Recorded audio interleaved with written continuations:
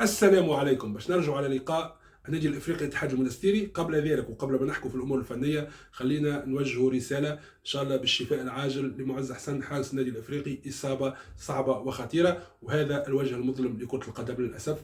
نتمنى من منبري هذا عوده سريعه لمعز حسن لحياته العاديه وايضا للنادي نتاعو. بطبيعه الحال نتصور اي انسان باش يشاهد الفيديو مهما تكون الانتماءات والالوان، نتصور الناس الكل يعني نتفاعلوا ونكونوا يعني نساندوا اي لاعب يصاب بالطريقه هذيك. خلينا تو ندخل في الامور الفنيه، نقول وانه اهم حاجه بالنسبه لي وانه تقريبا تعادل عادل. علاش؟ لانه كل فريق كان افضل في 45 دقيقه. 45 دقيقه الاولى كان فيها المنستير افضل، اللي تعول مباشره ولعب بطريقه ضغط عالي، ما خلاش النادي الافريقي يبني الهجمه من الخلف. الضغط كان فيه شراسه كبيره، وبالتالي تمكن انه يسترجع اكثر من كره، ولكنه ما عرفش يتعامل معاهم وما عرفش يحقق خطوره كبيره على حارس النادي الافريقي. كانت بعض المحاولات، الفريق في الاستحواذ كان افضل، حتى في بناء الهجمه المركزه كان افضل، ولكن ما قامش بخطوره نظرا لانه كان فما قله عدديه في منطقه 18. المسانده ما كانتش بشكل كبير. العنصر اللي انا جلب انتباهي هو رقم 6 لاعب الارتكاز في الاتحاد المنستيري. اللاعب هذايا متميز في تمركزه، خاصه في الشوط الاول، تمركزه وتعامله حتى بالكره لما تكون في ساقيه. اللاعب انا الحقيقه شد انتباهي، ونشوف انه لاعب عنده مستوى محترم جدا ومتميز، ونجد نشوفوه في مباريات اخرى.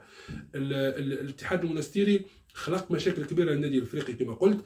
ما صارتش خطوره على مرمى الاتحاد المنستيري الا من الكرات الثابته، وهذه نقطه ضعف في الاتحاد المنستيري. النادي الافريقي من ناحيته كانت نقطه قوته كما قلت الكرات الثابته، وكان قادر انه يسجل منها هدف، لكن انه كان يصر انه يبني الهجمه من الخلف، ولقى صعوبه. لاعبي وسط الميدان بسبب ضغط لاعبي الاتحاد المنستيري ولوا يلعبوا الكره دائما يرجعوها للخلف، او انه في بعض الحالات كان نوع من التشتيت، كانهم يتخلصوا من الكره يلعبوا مباشره على حمدي العبيدي اللي يعمل يعني دائما يطلب الكره في ظهر مدافعين منستير، او على بسام السرارفي. هذه هي تقريبا الاختيارات. جهه الخضراوي ما شفنا منها حتى شيء تقريبا، الا فرصه واحده كانت هي الاخطر، خلينا نقولوا لعبت عمليه ثلاثيه وانتهت بتسديده خارج المرمى. هذا الشوط الاول فماش فرص كبيره، ولكن الاتحاد المنستيري من حيث الاستحواذ والتمركز في الميدان وطريقه اللعب كان هو الافضل، وكان هو يعني يستحوذ وكان هو المسيطر، خلينا نقولوا على السقف نتاع المباراه. النادي الافريقي لقى صعوبه كبيره باش يحل شفره الضغط العالي نتاع الاتحاد المنستيري. في الشوط الثاني انعكست الايه.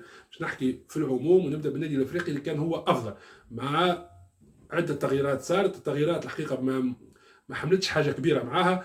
المستوى تقريبا نتاع اللاعبين اللي نزلوا ما عطاش فرق كبير، الا قليلش. اللاعب هذاك الحقيقه مس برشا كرات ولاعب واضح وانه عنده امكانيات، ربما ينجم ياخذ حتى وقت اكثر العاب مع النادي الافريقي. خلينا نقول النادي الافريقي اصبح يسرع في الهجمه نتاعو، اصبح يخرج باكثر سهوله في بناء الهجمه من الخلف الى الوسط الى الهجوم. النادي الافريقي اصبح يستحوذ، الخطوره صارت خاصه في الواحد ضد واحد. كل ما اللاعبين حاولوا يمشيوا يعني باش كما نقولوا احنا المهاجم يحاول يفسخ المدافع، وهذا صارت حتى بالعمليه نتاع حمدي العبيدي اللي كانت فيها فرصه اولى رجعت له كره، فرصه ثانيه والحارس تالق فيها.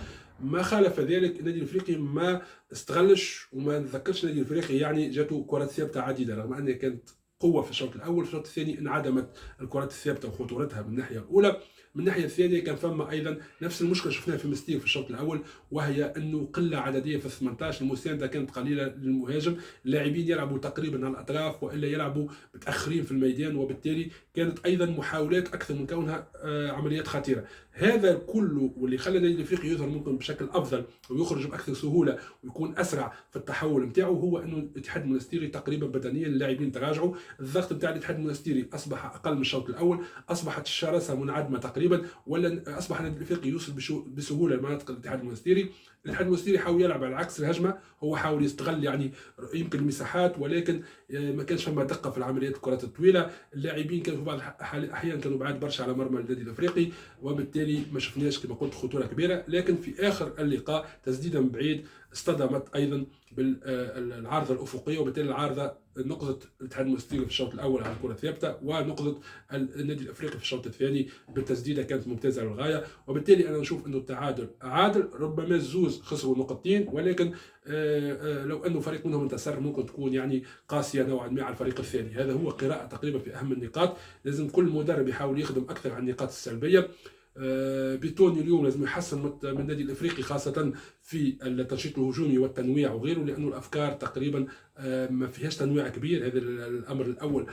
في الشوط الثاني لما الافريقي يعني النادي الافريقي ضغط، ما كانش ثم تنويع، كانت فقط عمليات واحد ضد واحد من المهاجمين واللاعبين خاصه على الاطراف. ثم في الشوط الاول كانت مشكله كبيره في خروج الكره بناء الهجمه، التحرك من غير كره، الحلول كانت تقريبا منعدمه، وهذا اللي خلى النادي الافريقي ما يلقاش حلول، وكان الاتحاد المنستيري افضل. وبالتالي لابد انه المدرب يعالج النقاط هذوما خاصه. ومن بعد ثم امور على المستوى الفردي، لانه اللاعبين يعملوا في اشياء احيانا اختيارات سيئه للغايه، لابد يكون حازم فيها. من ناحيته الاتحاد المنستيري الساحلي يقوم بعمل يبدو انه عمل متميز، تبقى انه محتاج ربما لاعبين اخرين على بنك الاحتياط يمشيوا بنفس الافكار، ومحتاج انه يلقى يعني الحل باش يكون مستوى البدني خاصه من البدايه للنهايه بنفس الطريقه، يتواصل نفس طريقه الضغط ونفس التعامل.